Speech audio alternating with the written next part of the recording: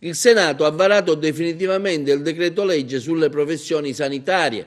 Lo psicologo ottiene da oggi il pieno riconoscimento quale professione sanitaria.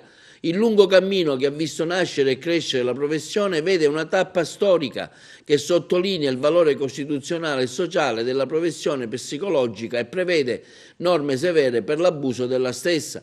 Il Presidente del Consiglio nazionale dell'Ordine degli Psicologi, dottor Fulvio Giardina, dichiara grande risultato per la professione di psicologo, oggi ridisegnata all'interno del grande sistema salute del Paese. Questo è un riconoscimento per il contributo indispensabile che gli psicologi italiani danno allo sviluppo del Paese e al benessere dei cittadini.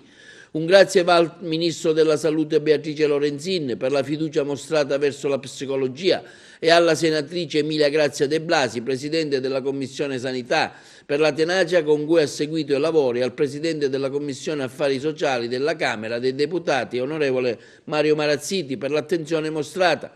Il disegno di legge Lorenzin sulla riforma degli ordini professionali e le sperimentazioni cliniche e legge, dopo un iter parlamentare durato quasi tutta la legislatura, è arrivato oggi il via libera definitivo dall'Aula di Palazzo Madama con 148 voti favorevoli, 19 contrari e 5 astenuti. Oggi è un giorno importante per la professione di psicologo, come direi per i cittadini italiani. Al Senato appena poco fa è stato convertito in legge il disegno di legge Lorenzin, che è una riforma delle professioni sanitarie. Lo psicologo entra a pieno titolo nel novero delle professioni sanitarie.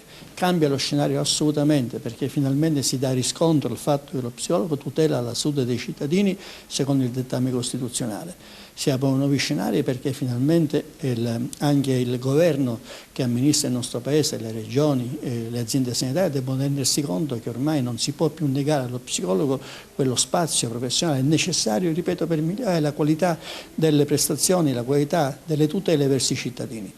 È uno scenario che noi abbiamo seguito con grande attenzione in questi anni. Io devo ringraziare in maniera forte il Ministro Beatrice Lorenzin, che ha creduto molto in questo passaggio, la senatrice Emilia De Biasi, Presidente della Commissione Sanità del Senato, che ha istruito per ben 2 anni questo procedimento con grande coraggio e grande tenacia, sempre tenendo al centro dell'attenzione professionale il fatto che lo psicologo debba rientrare nel novero delle professioni sanitarie. L'onorevole Mario Marazziti, che è il Presidente della Commissione Affari Sociali della Camera, perché nel secondo passaggio ha confermato in pieno tutto ciò che è stato definito in Senato.